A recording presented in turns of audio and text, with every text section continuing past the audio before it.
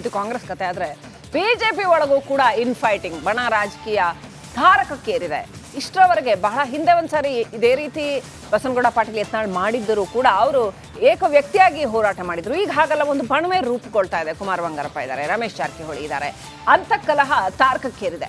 ಒಂದ್ ಕಡೆ ವಿಜೇಂದ್ರ ಅವ್ರನ್ನ ಪಟ್ಟದಿಂದ ಕೆಳಕ್ಕಿಳಿಸ್ಬೇಕು ಅಂತ ಯತ್ನಾಳ್ ಬಣ ಹಠಕ್ಕೆ ಬಿದ್ದಿದ್ರೆ, ಇನ್ನೊಂದ್ ಕಡೆ ಪಟ್ಟ ಉಳಿಸ್ಕೊಳ್ಳೋದಕ್ಕೆ ರಾಜ್ಯಾಧ್ಯಕ್ಷರ ಟೀಮ್ ಹೈಕಮಾಂಡ್ ಮಟ್ಟದಲ್ಲೇ ಏನ್ ಮಾಡ್ಬೇಕೋ ಅದನ್ನೆಲ್ಲ ಮಾಡ್ತಾ ಇದೆ.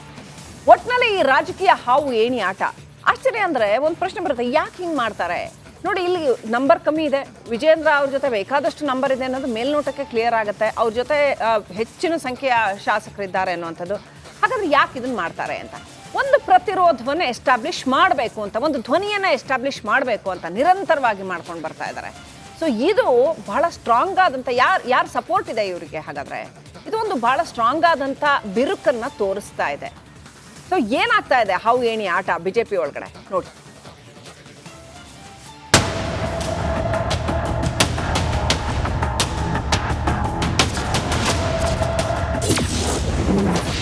ಬಿಜೆಪಿ ರಾಜ್ಯಾಧ್ಯಕ್ಷರ ಬದಲಾವಣೆ ಫಿಕ್ಸ. ವಿಜೇಂದ್ರ ವಿರುದ್ಧ ಕಣಕ್ಕಿಳಿತಾರ ಯತ್ನಾಳ್. ರಾಜ್ಯ ಬಿಜೆಪಿಯೊಳಗಿನ ಬಂಡಾಯ ಶೀಘ್ರವೇ ಶಮನವಾಗುವ ಯಾವ ಲಕ್ಷಣಗಳು ಕಾಣಿಸ್ತಾ ಇಲ್ಲ. ವಿಜೇಂದ್ರ ವಿರುದ್ಧ ಯತ್ನಾಳ್ ಟೀಮ್ ಕುಂತಲ್ಲಿ ನಿಂತಲ್ಲಿ ಕೆಂಡ ಕಾರುತ್ತಿದೆ. ಅದರಲ್ಲೂ ರಮೇಶ್ ಮತ್ತು ಯತ್ನಾಳ್ ನೇರಾನೇರ ಸವಾಲು ಹಾಕ್ತಿದ್ದಾರೆ. ಇದೀಗ ರೆಬೆಲ್ಸ್ ಕಣ್ಣು ರಾಜ್ಯಾಧ್ಯಕ್ಷ ಪಟ್ಟದ ಮೇಲೆ ಬಿದ್ದಿದ್ದು, ಈ ಬಾರಿ ಚುನಾವಣೆ ನಡೀಲೇಬೇಕು ಅಂತ ಪಟ್ಟು ಹಿಡಿದಿದೆ. ರಾಜ್ಯಾಧ್ಯಕ್ಷ ಚುನಾವಣೆಯನ್ನ ರೆಬೆಲ್ಸ್ ಟೀಮ್ ಪ್ರತಿಷ್ಠೆಯಾಗಿ ತೆಗೆದುಕೊಂಡಿದ್ದು, ನಮ್ಮ ಅಭ್ಯರ್ಥಿಯಾಗಿ ಕುಮಾರ್ ಬಂಗಾರಪ್ಪ ಹೆಸರು ಘೋಷಣೆ ಮಾಡಿದೆ. ಇದರ ನಡುವೆ ನಾನೇ ಸ್ವತಃ ಸ್ಪರ್ಧೆ ಮಾಡ್ತೀನಿ ಅಂತ ಶಾಸಕ ಬಸನಗೌಡ ಪಾಟೀಲ್ ಯತ್ನಾಳ್ ಹೇಳ್ತಿದ್ದಾರೆ.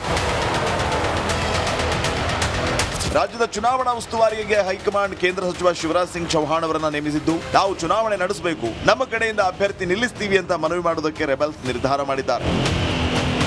ಇನ್ನು ರೆಬೆಲ್ಸ್ ಟೀಮ್ ವಿರುದ್ಧ ಹೈಕಮಾಂಡ್ ಮಟ್ಟದಲ್ಲೇ ವಿಜೇಂದ್ರ ಬಣ ತಂತ್ರಗಾರಿಕೆ ಹೆಣೆಯುತ್ತಿದೆ. ರಾಜ್ಯಾಧ್ಯಕ್ಷ ಪಟ್ಟಕ್ಕೆ ಚುನಾವಣೆ ಬೇಡ ಅಂತ ಮನವಿ ಮಾಡಿಕೊಳ್ಳಲಾಗಿದೆ. ಅವಶ್ಯಕತೆ ಇದ್ರೆ ಆಂತರಿಕ ವರದಿ ತರಿಸಿಕೊಳ್ಳಿ, ಪಕ್ಷ ಸಂಘಟನೆ ಆಗಿದೆಯೋ ಇಲ್ಲವೋ ಮಾಹಿತಿ ಕಲೆ ಹಾಕಿ, ಆದ್ರೆ ಚುನಾವಣೆ ನಡೆಸೋದು ಬೇಡ, ಇದು ಮತ್ತಷ್ಟು ಗೊಂದಲ ಸೃಷ್ಟಿಗೆ ಅವಕಾಶ ಕೊಟ್ಟಂತಾಗುತ್ತೆ ಅಂತ ಮನವಿ ಮಾಡಲಾಗಿದೆ. ಈ ನಡುವೆ 200ಕ್ಕೂ ಹೆಚ್ಚು ಮಾಜಿ ಶಾಸಕರು ವಿಜೇಂದ್ರ ಅವರನ್ನೇ ಮುಂದುವರಿಸುವಂತೆ ಹೈಕಮಾಂಡ್ಗೆ ಪತ್ರ ಬರೆದಿದ್ದಾರೆ. ವಿಜೇಂದ್ರ ಮಾತಿಗೆ ಮನ್ನಣೆ ನೀಡಿ ಹೈಕಮಾಂಡ್ ನಾಮನಿರ್ದೇಶನ ಮಾಡುತ್ತಾ ಇಲ್ಲ ಚುನಾವಣೆ ನಡೆಯುತ್ತಾ ಅನ್ನೋ ಕುತೂಹಲ ಹೆಚ್ಚಾಗಿದೆ. Suresh, political bureau, republic Kannada. ಎಲ್ಲ ವಿಚಾರಗಳ ಬಗ್ಗೆ ಇನ್ನಷ್ಟು ಮಾಹಿತಿಯನ್ನ ಕೊಡುವುದಕ್ಕೆ ಪ್ರತಿನಿಧಿ ಸುರೇಶ್ ಈಗ ನೇರ ಸಂಪರ್ಕದಲ್ಲಿ ಜಾಯ್ನ್ ಆಗ್ತಿದ್ದಾರೆ. ಸುರೇಶ್, ಈ ಹಿಂದೆ ಇದೇ ರೀತಿ ಬಣ ಬಡಿದಾಟ ಜೋರಾದಾಗ ಯತ್ನಾಳ್ ಅವರು ದೆಹಲಿಗೆ ಹೋದ್ರು. ದೆಹಲಿಗೆ ಹೋಗಿ ಬಂದ ತಕ್ಷಣ ಮಾಧ್ಯಮಗಳಿಂದ ಮಾತಾಡುವಾಗ ಒಂದು ಮಾತನ್ನು ಹೇಳ್ತಾರೆ. ಹೈಕಮಾಂಡ್ ನಾಯಕರು ನನಗೆ ಹೇಳಿದ್ದಾರೆ, ಪಾಟೀಲ್ರ ನೀವು ಸುಮ್ಮಿರ್ರಿ, ಸೈಲೆಂಟ್ ಆಗ್ರಿ, ಇನ್ನು ಮಾತಾಡ್ಲಿಕ್ಕೆ ಹೋಗ್ಬೇಡ್ರಿ ಅಂತ ಹೇಳ್ಯಾರ. ನಾನು ಮಾತಾಡಂಗಿಲ್ಲ, ಇನ್ನು ಜಾರಕಿಹೊಳಿ ವೈಲೆಂಟ್ ಆಕ್ಕಾರ ಅಂತ ಹೇಳಿದ್ರು. ಸೊ ಇವೆಲ್ಲವನ್ನು ಗಮನಿಸಿದಾಗ ರಮೇಶ್ ಜಾರಕಿಹೊಳಿ ವೈಲೆಂಟ್ ಆಗಿದ್ದಾರೆ. ವಿಜೇಂದ್ರಾಗ್ ನೇರವಾಗಿ ನೀನು ಬಚ್ಚಾ ಅಂತ ಏಕವಚನದಲ್ಲೇ ವಾಗ್ದಾಳಿ ನಡೆಸಿದ್ದಾರೆ. ಅಂದರೆ ಯಾಕೆ ಈ ವಿಚಾರವನ್ನು ಹೇಳ್ತಾ ಇದ್ದೀನಿ ಅಂತಂದರೆ, ಎಲ್ಲವೂ ಇವರು ಅಂದ್ಕೊಂಡಂತೆ ಆಗ್ತಾ ಇದೆಯಾ, ಇದರ ಹಿಂದೆ ಒಬ್ಬ ಸೂತ್ರಧಾರ ಇದ್ದಾರೆ ಅಂದರೆ ಅವ್ರ ಉದ್ದೇಶ ಏನು, ಬಿಜೆಪಿಯಲ್ಲಿ ಏನಾಗ್ತಿದೆ?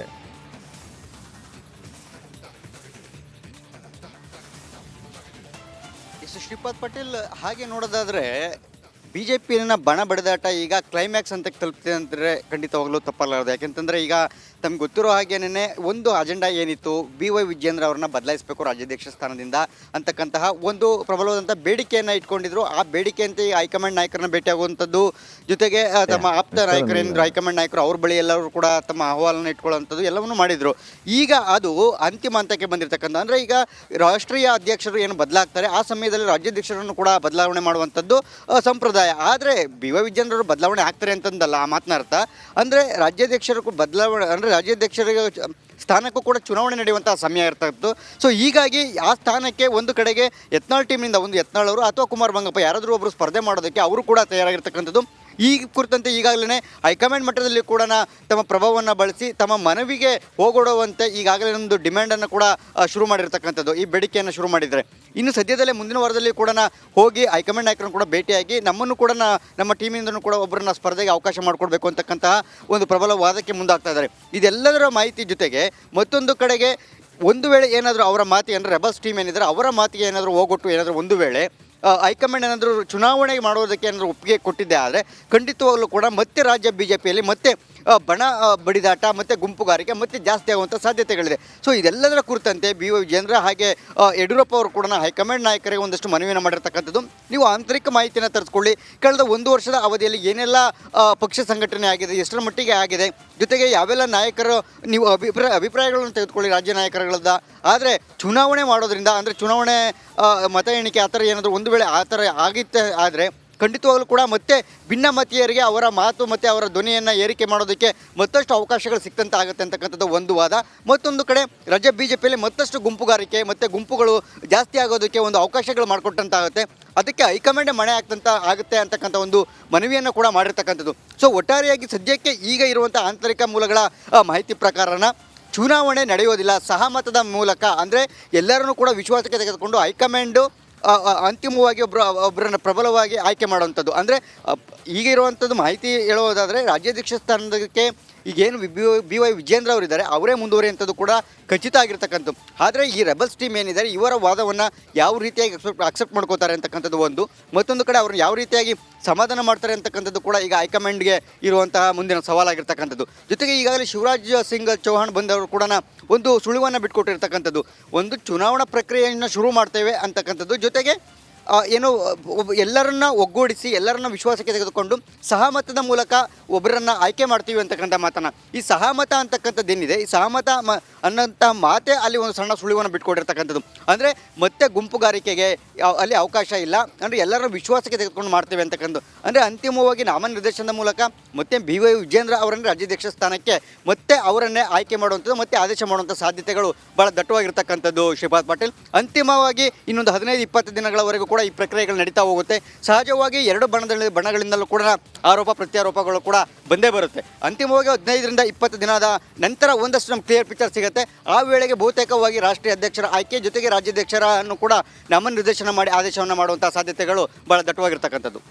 ಓಕೆ, ಅಂತಿಮವಾಗಿ ಇದು ಕಾಂಗ್ರೆಸ್ ಕತೆ. ಆದರೆ BJP ಒಳಗೂ ಕೂಡ ಇನ್ಫೈಟಿಂಗ್ ಬಣ ರಾಜಕೀಯ ತಾರಕಕ್ಕೇರಿದೆ.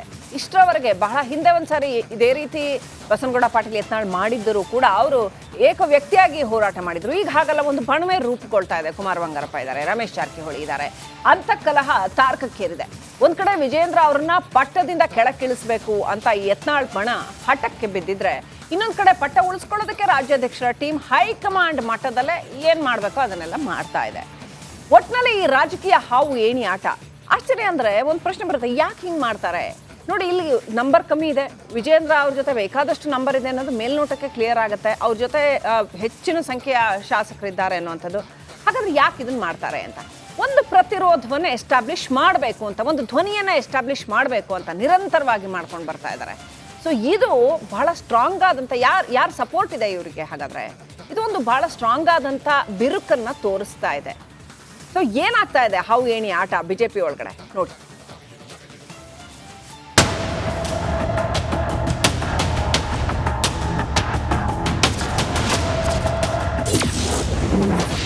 BJP ರಾಜ್ಯಾಧ್ಯಕ್ಷರ ಬದಲಾವಣೆ ಫಿಕ್ಸ. ವಿಜೇಂದ್ರ ವಿರುದ್ಧ ಕಣಕ್ಕಿಳಿತಾರ ಯತ್ನಾಳ್.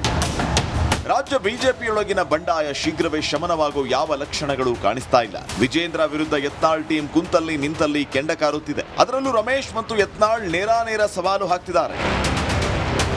ಇದೀಗ ರೆಬೆಲ್ಸ್ ಕಣ್ಣು ರಾಜ್ಯಾಧ್ಯಕ್ಷ ಪಟ್ಟದ ಮೇಲೆ ಬಿದ್ದಿದ್ದು ಈ ಬಾರಿ ಚುನಾವಣೆ ನಡೀಲೇಬೇಕು ಅಂತ ಪಟ್ಟು ಹಿಡಿದಿದೆ. ರಾಜ್ಯಾಧ್ಯಕ್ಷ ಚುನಾವಣೆಯನ್ನ ರೆಬೆಲ್ಸ್ ಟೀಮ್ ಪ್ರತಿಷ್ಠೆಯಾಗಿ ತೆಗೆದುಕೊಂಡಿದ್ದು ನಮ್ಮ ಅಭ್ಯರ್ಥಿಯಾಗಿ ಕುಮಾರ್ ಬಂಗಾರಪ್ಪ ಹೆಸರು ಘೋಷಣೆ ಮಾಡಿದೆ. ಇದರ ನಡುವೆ ನಾನೇ ಸ್ವತಃ ಸ್ಪರ್ಧೆ ಮಾಡ್ತೀನಿ ಅಂತ ಶಾಸಕ ಬಸನಗೌಡ ಪಾಟೀಲ್ ಯತ್ನಾಳ್ ಹೇಳ್ತಿದ್ದಾರೆ.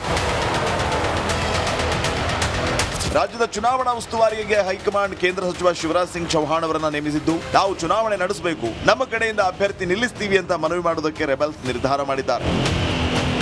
ಇನ್ನು ರೆಬೆಲ್ಸ್ ಟೀಮ್ ವಿರುದ್ಧ ಹೈಕಮಾಂಡ್ ಮಟ್ಟದಲ್ಲೇ ವಿಜೇಂದ್ರ ಬಣ ತಂತ್ರಗಾರಿಕೆ ಹೆಣೆಯುತ್ತಿದೆ. ರಾಜ್ಯಾಧ್ಯಕ್ಷ ಪಟ್ಟಕ್ಕೆ ಚುನಾವಣೆ ಬೇಡ ಅಂತ ಮನವಿ ಮಾಡಿಕೊಳ್ಳಲಾಗಿದೆ. ಅವಶ್ಯಕತೆ ಇದ್ರೆ ಆಂತರಿಕ ವರದಿ ತರಿಸಿಕೊಳ್ಳಿ, ಪಕ್ಷ ಸಂಘಟನೆ ಆಗಿದೆಯೋ ಇಲ್ಲವೋ ಮಾಹಿತಿ ಕಲೆ ಹಾಕಿ, ಆದ್ರೆ ಚುನಾವಣೆ ನಡೆಸೋದು ಬೇಡ, ಇದು ಮತ್ತಷ್ಟು ಗೊಂದಲ ಸೃಷ್ಟಿಗೆ ಅವಕಾಶ ಕೊಟ್ಟಂತಾಗುತ್ತೆ ಅಂತ ಮನವಿ ಮಾಡಲಾಗಿದೆ. ಈ ನಡುವೆ 200ಕ್ಕೂ ಹೆಚ್ಚು ಮಾಜಿ ಶಾಸಕರು ವಿಜೇಂದ್ರ ಅವರನ್ನೇ ಮುಂದುವರಿಸುವಂತೆ ಹೈಕಮಾಂಡ್ಗೆ ಪತ್ರ ಬರೆದಿದ್ದಾರೆ. ವಿಜೇಂದ್ರ ಮಾತಿಗೆ ಮನ್ನಣೆ ನೀಡಿ ಹೈಕಮಾಂಡ್ ನಾಮನಿರ್ದೇಶನ ಮಾಡುತ್ತಾ ಇಲ್ಲ ಚುನಾವಣೆ ನಡೆಯುತ್ತಾ ಅನ್ನೋ ಕುತೂಹಲ ಹೆಚ್ಚಾಗಿದೆ.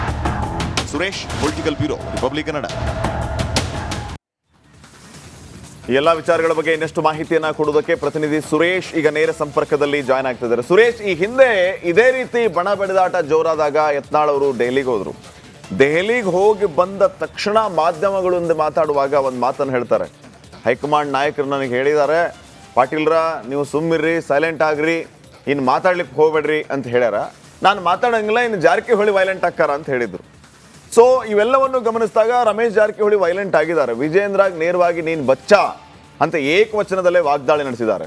ಅಂದರೆ ಯಾಕೆ ಈ ವಿಚಾರವನ್ನು ಹೇಳ್ತಾ ಇದ್ದೀನಿ ಅಂತಂದ್ರೆ, ಎಲ್ಲವೂ ಇವರು ಅನ್ಕೊಂಡಂತೆ ಆಗ್ತಾ ಇದೆಯಾ, ಇದರ ಹಿಂದೆ ಒಬ್ಬ ಸೂತ್ರಧಾರ ಇದ್ದಾರೆ ಅಂದ್ರೆ ಅವ್ರ ಉದ್ದೇಶ ಏನು, ಬಿಜೆಪಿಯಲ್ಲಿ ಏನಾಗ್ತಿದೆ?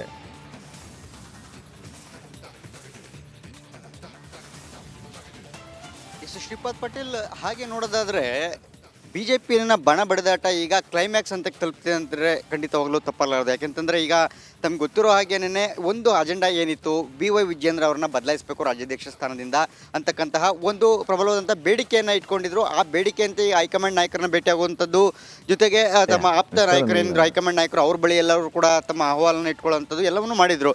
ಈಗ ಅದು ಅಂತಿಮ ಹಂತಕ್ಕೆ ಬಂದಿರತಕ್ಕಂಥ, ಅಂದರೆ ಈಗ ರಾಷ್ಟ್ರೀಯ ಅಧ್ಯಕ್ಷರು ಏನು ಬದಲಾಗ್ತಾರೆ ಆ ಸಮಯದಲ್ಲಿ ರಾಜ್ಯಾಧ್ಯಕ್ಷರನ್ನು ಕೂಡ ಬದಲಾವಣೆ ಮಾಡುವಂಥದ್ದು ಸಂಪ್ರದಾಯ. ಆದರೆ BY ವಿಜೇಂದ್ರ ಬದಲಾವಣೆ ಆಗ್ತಾರೆ ಅಂತಂದಲ್ಲ ಆ ಮಾತನ್ನ ಅರ್ಥ. ಅಂದರೆ ರಾಜ್ಯಾಧ್ಯಕ್ಷರು ಬದಲಾವಣೆ ಅಂದರೆ ರಾಜ್ಯಾಧ್ಯಕ್ಷರಿಗೆ ಸ್ಥಾನಕ್ಕೂ ಕೂಡ ಚುನಾವಣೆ ನಡೆಯುವಂಥ ಸಮಯ ಇರ್ತಾಯಿತ್ತು.